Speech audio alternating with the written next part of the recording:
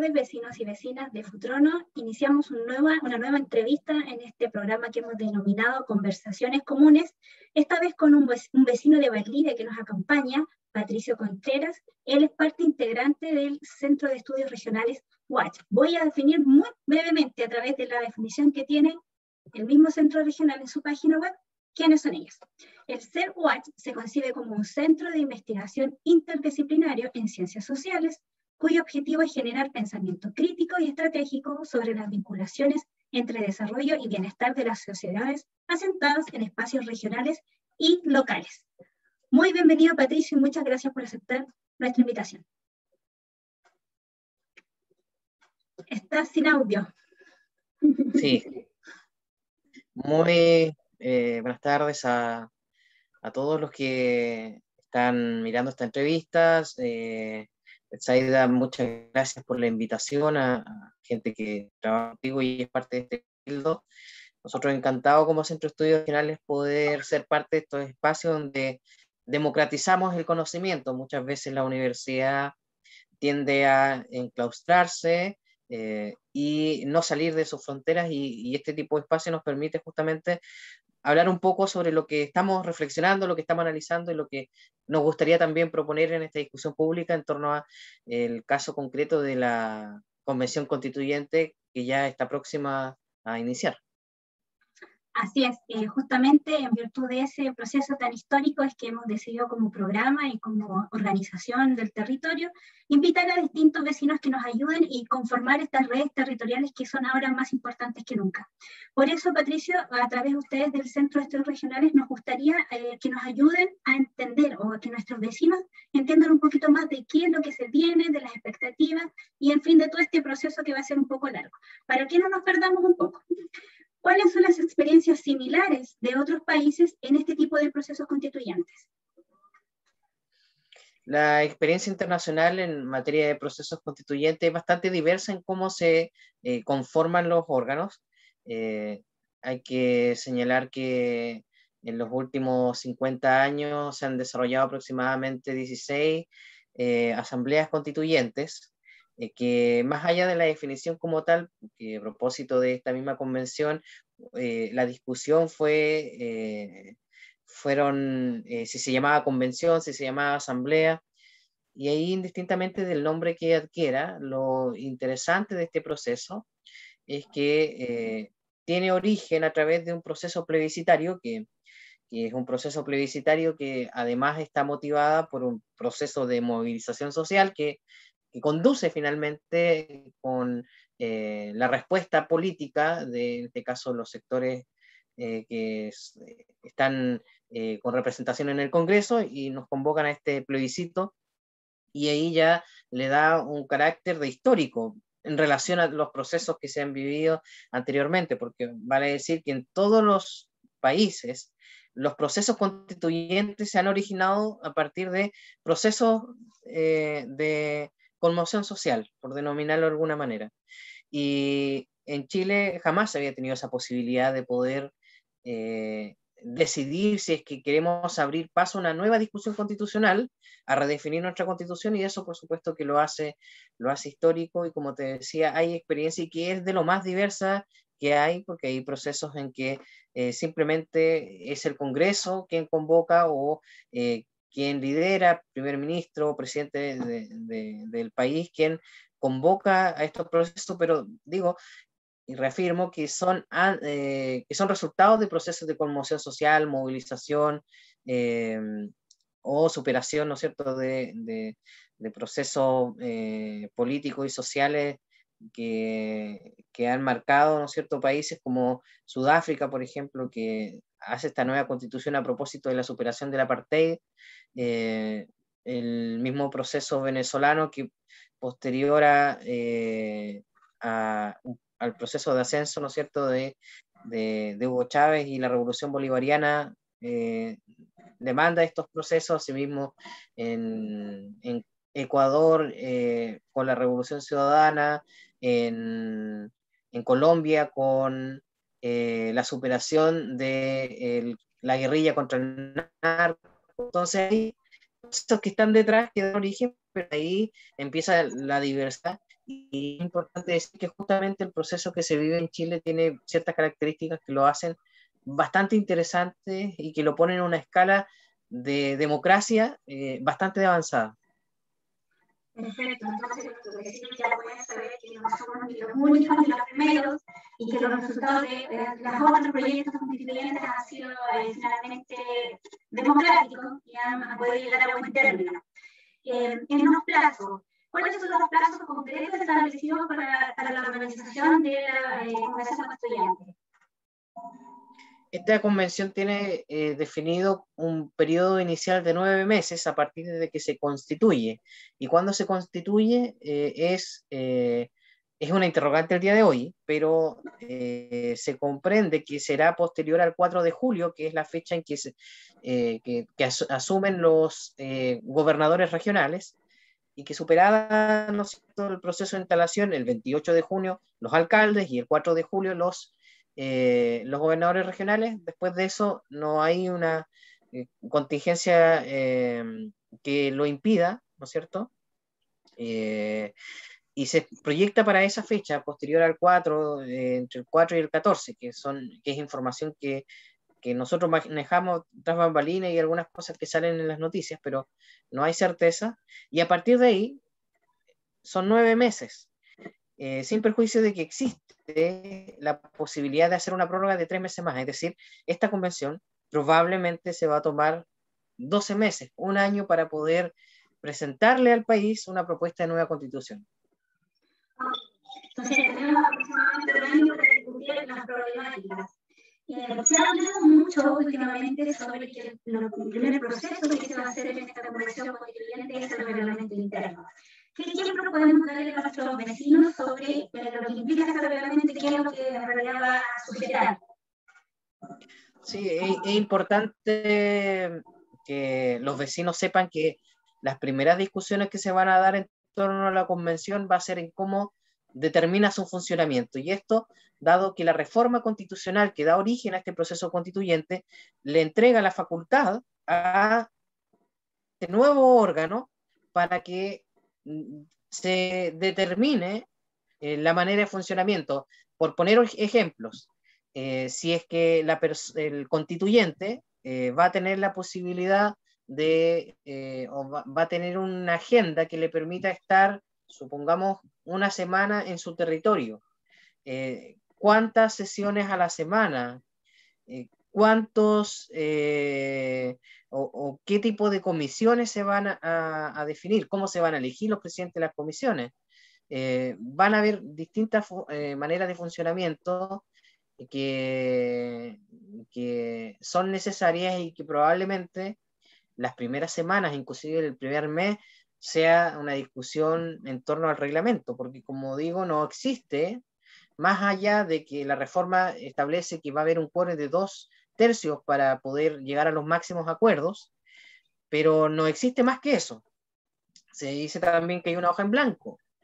Está establecido el monto que van a ganar por concepto de dieta, pero tampoco está claro. Se habla de una cifra de 1.200.000 para el apoyo adicional de asignaciones que requiere el convencional, y ahí hasta ahora eso incluye el transporte, si es que hay que viajar a Santiago a las sesiones, si es que hay que pagarse alojamiento, comida, y eso en relación a lo que gasta el parlamentario para hacer un trabajo, yo diría que exactamente igual, es decir, estar presente en la semana, y eso va a demandar además la contratación de asesores, porque entendamos que los convencionales son representantes, ¿no es cierto?, de la ciudadanía, no son expertos. Obviamente que hay algunos que tengan más expertise en materia de derecho o en alguna área específica, pero son representantes, por lo tanto van a necesitar asesorarse por expertos y a ellos hay que pagarle, y hoy día no tienen esos recursos para hacerlo, porque son muy limitados. Así que seguramente este año lo que alcanza a sesionar esta convención va a ser con bastante austeridad, y seguro el otro año van a tener más recursos para poder funcionar. Pero como me preguntaste al principio, el reglamento va a permitir definir cómo se organizan cómo deciden, a qué hora entran, a qué hora salen, todo, como reglamento interno del colegio, es el reglamento que tiene que asignarse esta convención. Así que eso se va a tomar la discusión seguramente, y no es la discusión de la Constitución, para que los vecinos sepan por qué están hablando de esto, por qué no están hablando de las pensiones, por qué no están hablando de la salud, es porque la convención tiene la misión de hacerse su propio reglamento. Y eso va a tomar seguro algunas semanas de larga discusión, porque no va a ser fácil. Hay distintas miradas, distintas formas de organizarse que van a confluir en ese espacio y que van a tener que llegar a acuerdos, pero insisto que no creo que sean acuerdos muy sencillos de tomar. Sí, justamente discusión respecto, por ejemplo, a algunos constituyentes que están involucrados con derechos de agua. Y justamente podría este reglamento interno subsanar esa situación, tomando, por ejemplo, como referencia lo que se hace actualmente en las cámaras cuando alguno de los parlamentarios tiene algún conflicto de interés. Exactamente, uno de los temas que justamente está hoy día en la palestra es las inhabilidades que podrían existir a propósito de vínculos que tengan los convencionales no solamente con los derechos de agua, sino que con varios asuntos que puedan relacionarse. Yo me imagino que dentro de la convención también hay personas que están vinculados al mundo de la educación privada, de la salud privada, y si no son vínculos directos, seguramente puede que hayan vínculos conyugales también. Puede darse distintas situaciones, y esa por supuesto que es un tema a discutir. Yo creo que aquí lo lógico, si me toca dar una opinión, es que los convencionales que tengan ciertos vínculos con temas que se estén discutiendo deben omitirse, ¿no es cierto?, inhabilitarse de tomar ciertas decisiones. Yo creo que eso es lo más sano, pero en este espacio aquí pesa voto a voto, entonces probablemente van a haber tensiones que van a buscar que eso no se dé. Así que, como bien dices tú, es un tema a discutir, y yo creo que puede ser uno de los puntos más álgidos justamente de la discusión del reglamento. Gracias al estallido social muy empoderado de todos los temas, probablemente también va a tener algo que decir. Y justamente tomando ese tema de la participación ciudadana, que ha sido muy relevante en este proceso constituyente, en este reglamento se podría generar alguna organización vinculante con los territorios para cada constituyente. De que debieran existir mecanismos de participación, eso es algo que yo creo que todas las bancadas que hoy día se están organizando lo tienen relativamente asumido. Como Centro de Estudios Regionales nos pudimos reunir con 3 de los 4 constituyentes, y nos pudimos juntar también con los constituyentes de los pueblos originarios. En el caso de Felipe Mena, que es consejero, perdón, que va a ser convencional por la UDI, o sea, un sector que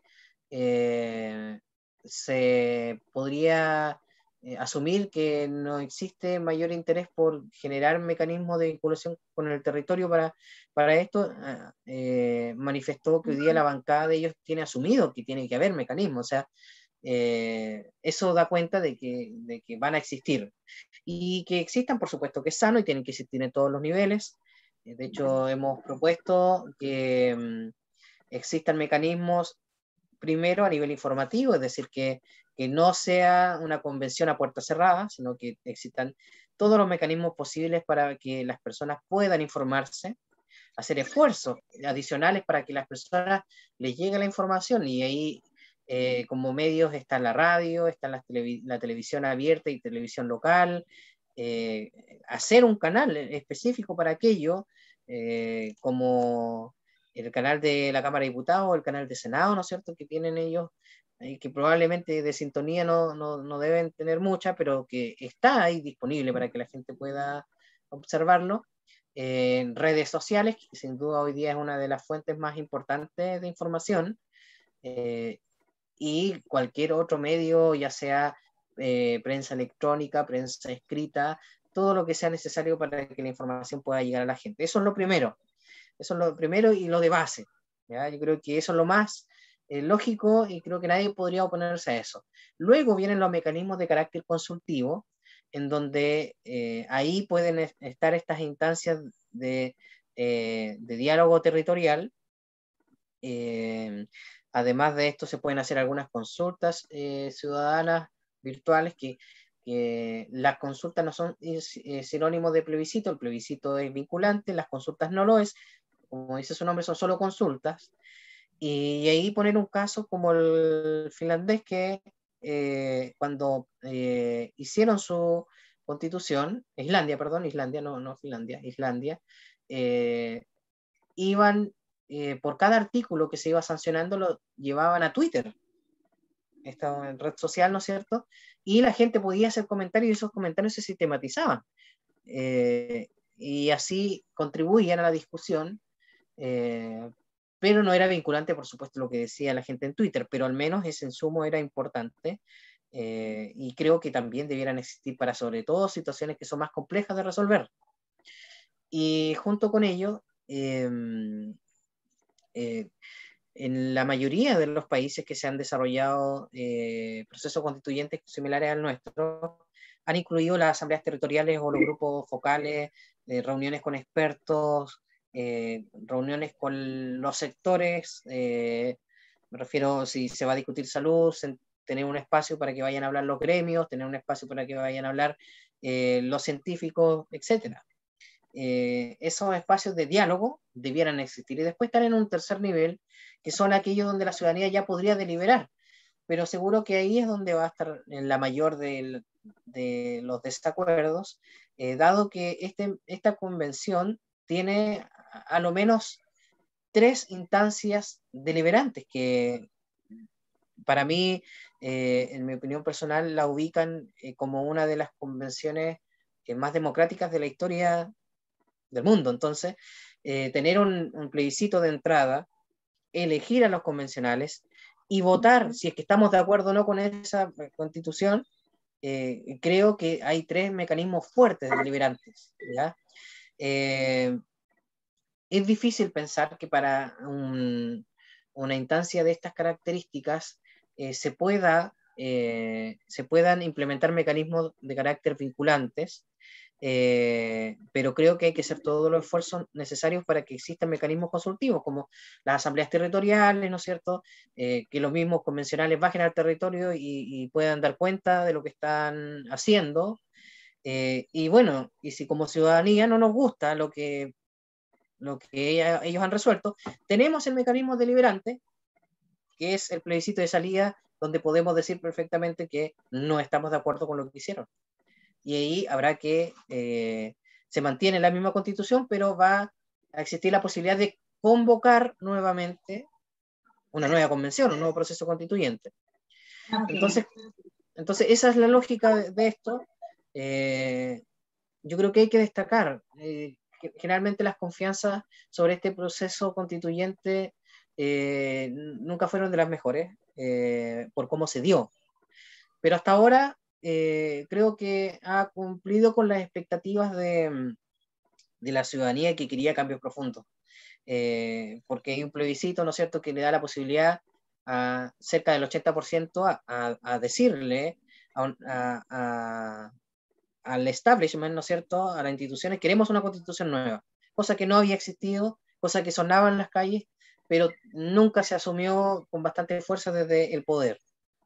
Luego se eligen los convencionales, donde ingresa una cantidad importante de personas que no tenían representación en el Congreso. Y ahora va a iniciar un proceso de discusión, y como digo, que si es que no deja de todo satisfecho, tenemos la opción de decirle, ¿saben qué? Esta constitución es más de lo mismo, no la queremos. Así que existe el mecanismo vinculante. ¿Mm? Pensando en que esto es similar a lo que se está haciendo actualmente en el Congreso, ¿se podría pensar en que van a haber también comisiones como las que existen en las cámaras? ¿Y cómo funcionaría? ¿O sería parecido, muy distinto? Sí, lo más lógico es que existan comisiones para poder abordar algunos puntos de manera específica, donde se puedan dar sesiones de trabajo, por ejemplo, para salud, donde las distintas bancadas puedan tener un representante en esas discusiones, obviamente quienes tengan más afinidad o expertise con algún tema. Porque últimamente incluso los independientes de las partidos políticos están delirando el concepto de las bancadas. Habría que ver incluso un nuevo concepto ahí. Sí, sí, por supuesto. Por supuesto. Bancada, digamos, es el nombre que tradicionalmente ocupan los partidos, pero en el fondo lo que hay detrás de la bancada son, en este caso, convencionales afines que están movilizados por el mismo proyecto de país. Entonces, seguro que lo que va a mantenerse como organización interna va a ser los pactos que postularon, que la lista del pueblo, independientes que no iban en ninguna lista y que quedaron también. Por otro lado, los escaños reservados, que también van a tener otra propia dinámica de funcionamiento. Yo supongo que cuando se aborde el tema de los pueblos originarios, seguramente ellos van a tener un amplio interés en ser parte de esa discusión. Probablemente no les va a interesar mucho si es que el país se descentraliza o no se descentraliza, porque la lógica de organización territorial de los pueblos originarios es completamente distinta a cómo se organiza el Estado Winca. Entonces, van a haber temas de intereses, como también las profesiones. Por ir, sin ir más lejos, en la región de Los Ríos hay un convencional que es estudiante de Derecho, que es Pedro Muñoz, que seguro tiene interés por la diversidad sexual, porque él fue dirigente de la diversidad sexual. Está Aurora Delgado, que ella, además de ser matrona, es, ¿no es cierto?, dirigente de la salud y ha liderado el movimiento No Más AFP. Probablemente su interés va a estar ahí en salud y en la AFP. Ramona Reyes, que ella ha sido alcaldesa, por lo tanto viene del mundo municipal, es matrona, le interesa el tema de la salud y además ha participado históricamente en la Asociación de Alcaldes Indígenas. Entonces, seguro que también le va a interesar el tema pueblo originario. Y por otro lado está Felipe Mena, que es de la UDI y que él es ingeniero agrónomo, así que probablemente va a tener interés por temas de carácter agrícola, rural, son temas de mayor a su competencia y que sus respectivos partidos también les mandaten para la convención. Así que hay que entender de que son convencionales que representan a ciertos distritos, pero se organizan o se presentaron ante la ciudadanía como militantes o simpatizantes de partido. Por lo tanto, también ahí hay una doble influencia, que es la de representar, pero también la de seguir un proyecto político que uno espera y que los partidos jueguen el rol que le corresponde, que es interpretar justamente la demanda de la ciudadanía y que no vengan con proyectos políticos ideados, ¿no es cierto?, desde el Olimpo, sino más bien que sean proyectos políticos que logren interpretar muy bien lo que la ciudadanía está demandando y que sus convencionales defiendan eso en la convención. Yo creo que es lo ideal que uno esperara en esa instancia. ¿Cuáles serían, según los indicadores que tienen ustedes en las elecciones nacionales, los puntos más difíciles, los más conflictivos de la Asamblea? ¿Y cuáles podrían ser los caminos para que eso se destrabe y siga fluyendo el diálogo? Sí, los puntos más conflictivos dicen relación con el modelo económico. En ello es la definición de la matriz productiva, la que seguro va a llevar una amplia discusión. Hay que decirle, ¿no es cierto?, a quienes nos escuchan que Chile tiene un modelo productivo basado en el commodity, que es en este caso la materia prima, caracterizado por la extracción, una lógica extractiva bastante avasalladora, ¿ya? Por decirlo menos. Y ahí tenemos industrias como la forestal, la salmonera, la minera, ¿no es cierto? La misma, la industria alimentaria, o sea, son industrias, ¿no es cierto?, sectores productivos bastante agresivos, ¿no es cierto?, con nuestro medio, y además tiene la característica que no generamos valor agregado a esos productos. Entonces, esa producción hoy día está en manos de grandes capitales que sin duda ven este proceso como una amenaza, porque perfectamente en la nueva constitución podría definirse un nuevo modelo productivo que les haría perder recursos y perder poder y control de la economía. Y ahí se cruza, ¿por qué parto por el tema de modelos productivos? Siendo que es uno de los temas, uno de los tantos temas, pero parto por ahí porque el tema que ha tenido mayor importancia en todas las encuestas, que a lo menos nosotros hemos podido identificar, el tema medioambiental. Entonces se cruza con el tema productivo, porque en el fondo la gente cuando plantea su preocupación por el medio ambiente no es que barran las calles, sino que es que ven que sus bosques se aniquilan, que sus aguas se contaminan, que los ríos, ¿no es cierto?, se le instalan megaproyectos hidroeléctricos, ¿no es cierto? O sea, ven una industria que en el nombre del desarrollo le está afectando un entorno que es el entorno de las futuras generaciones. Y eso tiene que ver directamente con el modelo de producción, ¿ya?, que es parte, ¿no es cierto?, de la lógica de este modelo neoliberal, que además tiene como característica la bancarización y la financiación de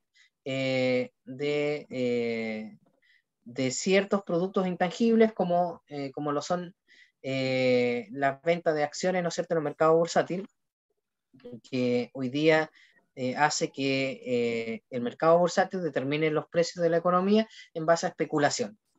Y ahí, ¿quiénes son los principales sostenes de este proceso? Somos nosotros mismos, con nuestros ahorros de la AFP. Porque con los ahorros de la AFP es que se compran las acciones, ¿no es cierto? Y ahí viene el segundo tema, más importante, que es el de las pensiones. Los mismos grupos que están detrás de aquellos que sostienen el modelo de producción es el mismo grupo que además controla los holdings que administran o donde están las AFP. Entonces es una rueda circular de financiamiento que lamentablemente alimentamos nosotros con nuestro ahorro por ley, y que se hace, ¿no es cierto?, un círculo dañino que es la característica del modelo, ¿no es cierto?, y que ese modelo además establece en sus bases institucionales que el país o el Estado no va a participar de esta rueda, ¿no es cierto?, no se va a meter en esa rueda y va a participar solo donde el privado no le interese, que es la definición del Estado subsidiario, ¿ya? Un Estado que no regula y un Estado que participa solo en donde al privado no le interesa. Si al privado no le interesa llevar una escuela particular a un sector de Futrono, ¿no es cierto?, sector de Maihue, por esos lados, no llega con un establecimiento privado, va a llegar la municipalidad o el Estado, ¿no es cierto?, con la escuela pública, ¿no es cierto?, que no se autofinancia, muy precario, ¿no es cierto? No es negocio. Ahí no llega el privado, ahí llega el Estado. Entonces, el privado, ¿no es cierto?, que acostumbra a hacer negocio, también va a buscar en esa convención querer influir y no va a querer que el país deje de ser subsidiario, porque eso es lo que le ha permitido justamente enriquecerse a estos mismos grupos de familias que tienen mucha influencia. Entonces, el tema de como doy el ejemplo de la educación, también se da en la salud, que es el tercer tema. Que las personas, ¿no es cierto?, dado a este propio sistema, nos vemos en jaque respecto a cómo resolvemos nuestro problema de salud. Si vamos al sistema público, no tenemos los recursos, probablemente vamos a tener que esperar y poder morir en la espera. Si es pagar a la clínica privada, ¿no es cierto?, donde las utilidades se están quedando también nuevamente en un grupo económico. Y si nosotros miramos una red, son no más de 5 o 6 holdings que están en el sector productivo, que están en la educación, que están en la salud, que están en la AFP, y que están, ¿no es cierto?, en los principales, en los principales negocios de un mercado donde el Estado no se mete. Entonces, esta discusión podría llevar a que el Estado se meta y cambie su forma de poder producir, su forma de cómo administrar las pensiones, la forma de cómo llegan los derechos, y esas son discusiones tremendamente complejas y que hoy día, al menos con la composición que tiene la convención, da la expectativa de que podrían hacerse cambios profundos, porque el sector que siempre se resistió a hacer esos cambios profundos, hoy día está en minoría en la convención. No tiene no tiene el tercio para frenar esos cambios. Pero eso no quita en ningún caso que estos grupos económicos sigan influyendo, sigan generando influencia, porque de esa manera lo han hecho en otros periodos históricos, congelando los créditos, estancando, ¿no es cierto?, la inversión, y que puede generar un clima de hostilidad dentro del país que ponga en jaque a la misma convención. Si lo que estamos por vivir es tan histórico como impredecible. Así que lo que nos puede ayudar a salir de esto es que este ejercicio se haga lo más democráticamente posible, estar allí encima de la convención, apoyar a los convencionales desde todos los espacios, y digo los convencionales con los cuales yo me siento representado, ¿ya? O sea, si mis convencionales están proponiendo que la salud, ¿no es cierto?, sea un derecho universal garantizado por el Estado, bueno, no tengo que mirar eso por la tele, tengo que estar apoyando, ya sea en la calle, ya sea en mis discusiones, en todos los espacios, porque creo que solo con democracia se puede avanzar a un cambio que no va a dejar contento a todos. Recordemos que esta Constitución tiene un 78% de personas descontentas, lo que sabemos, ¿no es cierto?, al menos de los que fueron a votar, pero tiene otro tanto que se hizo rico con este modelo, y ellos lo van a querer defender. Viene el tema del voto obligatorio. ¿Esto podría también volverse crítico para esta situación? Yo creo que no va a ser un tema crítico, dado cómo se está dando la discusión actual del voto voluntario, o sea, el voto obligatorio.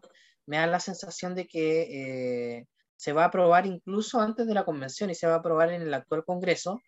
Hay un proyecto en donde está Jimena Rincón, que es de la Democracia Cristiana, y el senador Chaguán, es decir, RN, más la Democracia Cristiana, y la oposición hacia la izquierda ha manifestado completa pena que el voto obligatorio, ¿no es cierto?, se restituya. Así que yo creo que es algo que se va a resolver incluso antes del proceso constituyente. Así que no veo que exista mayor limitación a que se dé o se refrende eso, ¿no es cierto?, en la nueva constitución. Futuras elecciones que se vienen durante el año y que van a estar votando mucho, eso sí afectaría justamente a quién representante elegimos, porque distinto tener una constituyente con 30% de la derecha y tener un presidente de la derecha. Entonces, me imagino que eso favorece o no favorece la democracia o el diálogo hacia cierto tipo o hacia cierto sector, mientras que otro presidente puede favorecer algo más homogéneo, me da la impresión. Sí, mientras mayores espacios de democracia le beneficia a quien le beneficie, le afecta a quien le afecte, la democracia hay que abrirla lo más posible. Y yo creo que en la medida que la democracia le llega, ¿no es cierto?, a la mayor cantidad de personas, vamos a poder tener un país o tener representantes, ¿no es cierto?, que puedan llevar la voz de la mayor diversidad posible que tenemos como país. Lo que nos sucedió en estos últimos 30 años fue que teníamos un país, a una población, a un pueblo sintiendo algo, y a los políticos haciendo otra. Y esa anomía, ¿no es cierto?, esa disonancia hizo lo que finalmente nos tocó vivir en el estallido social 2019, ya una ruptura definitiva, ¿no es cierto?, entre una ciudadanía que que ya no ve con satisfacción, ¿no es cierto?, cómo se administra el país y la clase dirigente, los partidos políticos, por otro lado, administrando una casa, ¿no es cierto?, que parecía que ya no les pertenecía. Entonces, creo que mientras más democracia, creo que es mejor justamente para que el país esté representada a todas las visiones. Lo que pasó en la convención hoy día de que hay fuerzas que no estaban en el mapa político, creo que es una clara muestra, y yo creo que mientras más se alimente eso, va a ser mejor. Para ser representante, no, yo soy de los que cree, a pesar de que vengo del mundo de la academia, que no hay que ser experto para estar en la política. Solo hay que tener, o sea, varias características entre esa vocación, pero sobre todo tener sentido social y preocupación por los problemas comunes. Yo creo que eso basta. No hay que ser politólogo, no hay que ser economista, no hay que ser trabajador social. No creo que haya que hacer nada de eso para ser político. Así que si cualquier vecino, cualquier territorio tiene vocación, ¿no es cierto?, de revertir las brechas, de revertir las desigualdades de su entorno, creo que puede hacer política perfectamente. Y mientras más condiciones se genere para que él pueda ser representante en los espacios institucionales, mejor todavía. La sociedad tiene altísimas expectativas respecto a la constituyente, pero también se puede dar el hecho de que el texto mismo de la Constitución sea más dogmático, más de definiciones de cosas concretas, como los problemas que hablamos de salud, de la educación, que sean bien puntuales. Entonces, ¿cuáles son las expectativas concretas que nuestros vecinos podrían esperar a un plazo de un año? Sí, creo que ahí tocaste un buen punto, porque hay en los países hay distintos tipos de constituciones. Hay constituciones cortas, como la de Estados Unidos, que es prácticamente una hoja, como una declaración, ¿no es cierto?, de principios generales. Hay otras que son de término medio, como la que tenemos hoy día, que define base de institucionalidad, más la definición de algunas instituciones y los derechos, básicamente. Y hay otras que son más extendidas incluso, o más detalladas.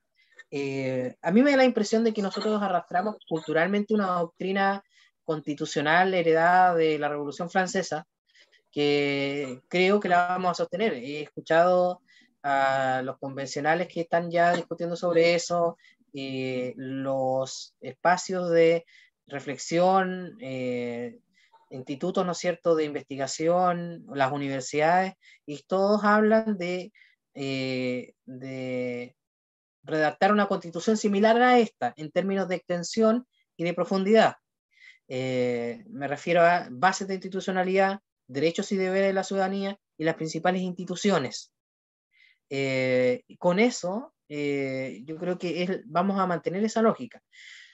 Por lo tanto, si se discute la nueva constitución de derechos y deberes, va a marcar la pauta hacia lo que van a ser las futuras leyes orgánicas constitucionales, que a eso le va a tocar seguramente al Congreso profundizar.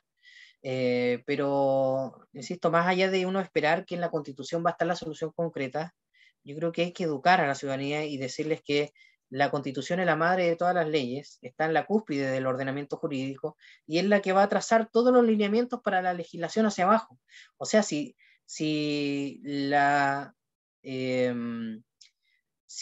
Constitución establece que la salud va a ser un derecho universal garantizado por el Estado, no necesita que pongamos ahí que las endoscopías se tienen que hacer en un plazo de 3 meses de manera gratuita en el hospital.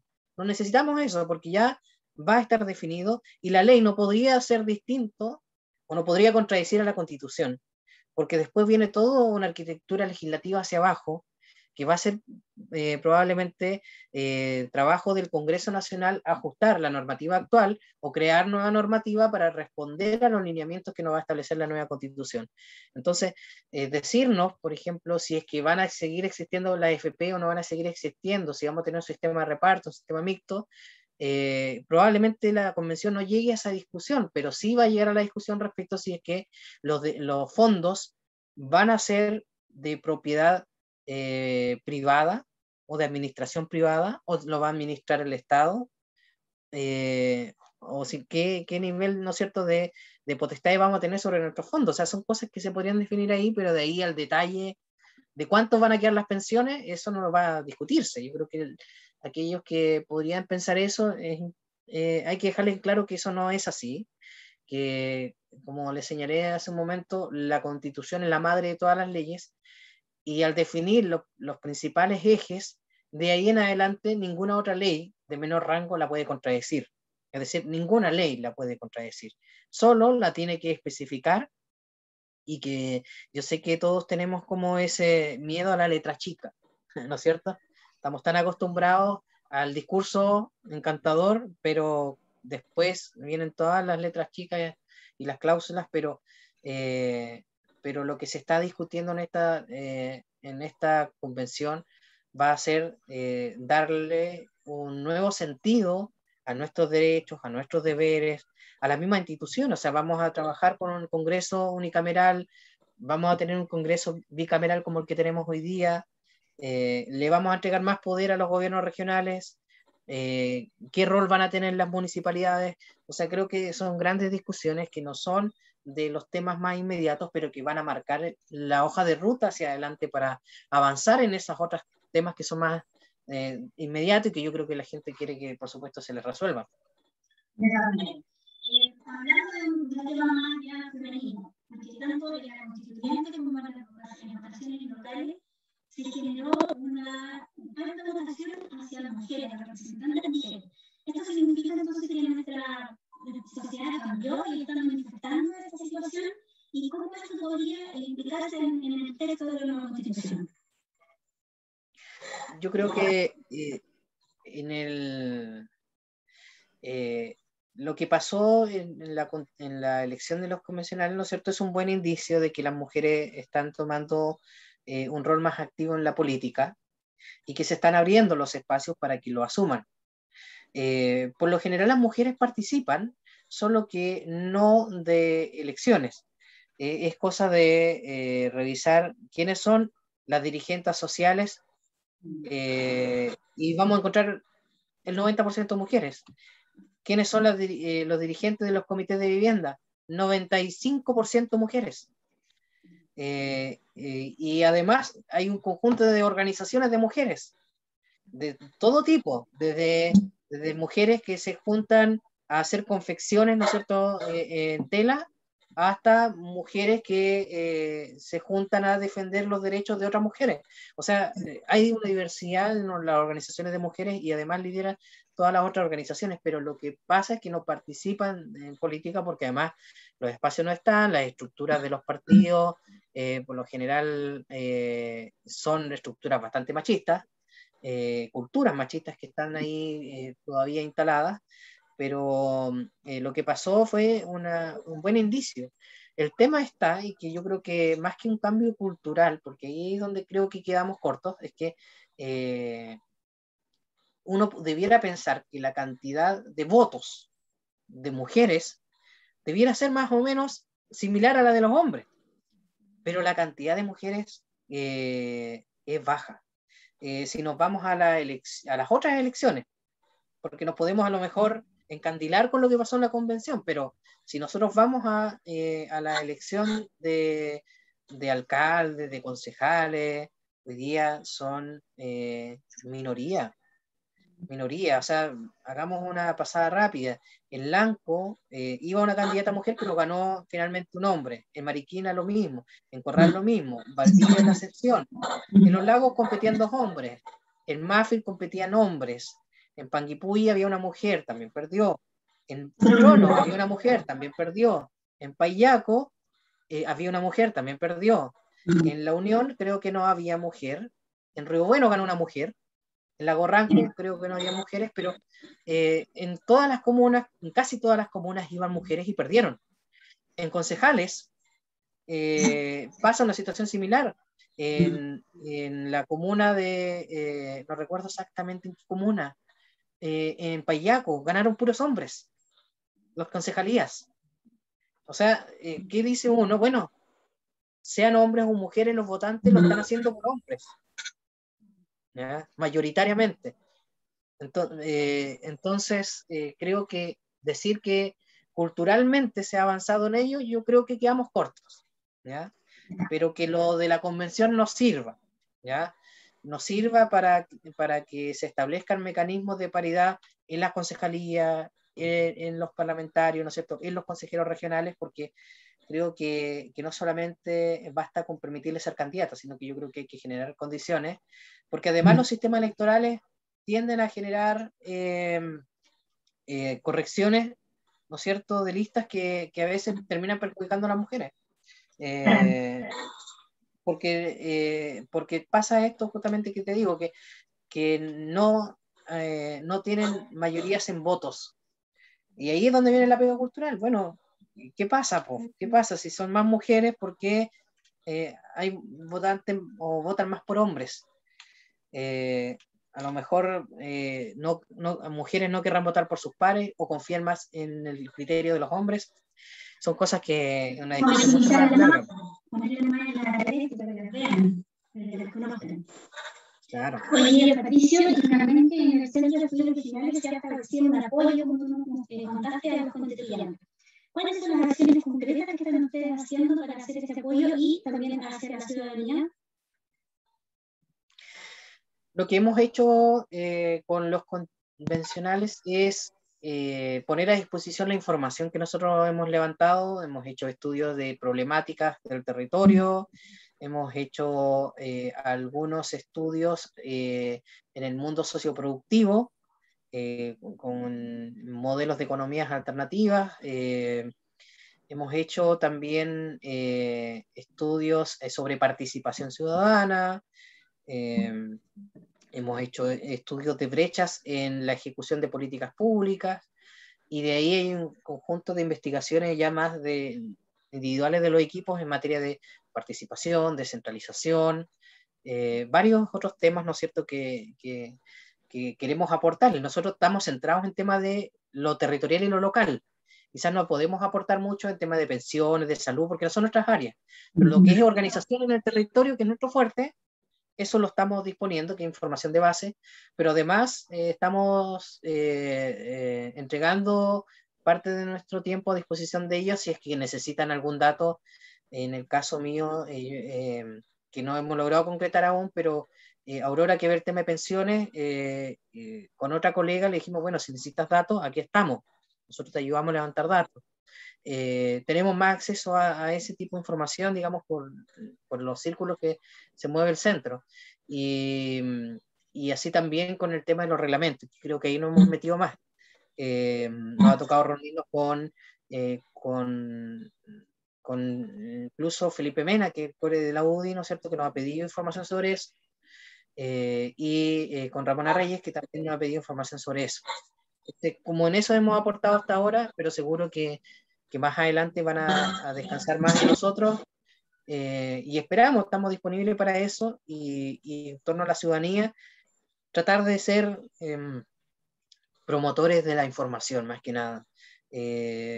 Si podemos acercar la información, la mayoría de los que integramos el centro estamos ahí, pendientes de lo que pasa, estudiando, informándonos, y si podemos ser puente, ¿no es cierto?, con aquellos que uno entiende, mucha gente no tiene el tiempo ni el acceso para poder llegar a la información, pero si podemos colaborar en eso, es parte de lo que nos gustaría hacer. Así que eso es algo que queremos hacer como Centro de Estudios Regionales, y yo espero que no solo sean el Centro de Estudios Regionales, sino que sean todos los que puedan hacerlo, organizaciones como la que ustedes están, ¿no es cierto?, con la que están trabajando allá en Futrono, ser promotores de la información. Yo creo que hay mucha gente que no se informa de estos procesos, los ve de lejos, pero hoy día más que nunca tienen que sentirlo como un proceso que les pertenece. Sí, justamente esa es la tarea que convoca, como bien dices tú, a todos los que tenemos la opción de poder tener más información. Te agradecemos tu colaboración, esperamos también poder contar con ella más adelante, porque como bien dices, este proceso es largo, tenemos un año, van a haber muchos temas, vamos a tener que informar a la ciudadanía para que sea partícipe, para que apoye, para que se informe en general, y finalmente cuando llegue la hora final, poder decidir entre todos, bien informados, qué es lo que más nos conviene. Te agradecemos nuevamente, Patricia, y esperamos seguir en contacto. Les deseamos que tengan una buena colaboración con los constituyentes y vamos a estar molestando un poquito más adelante. Vale. Muchas gracias por la invitación. Que estén muy bien. Ok, chao. Chao.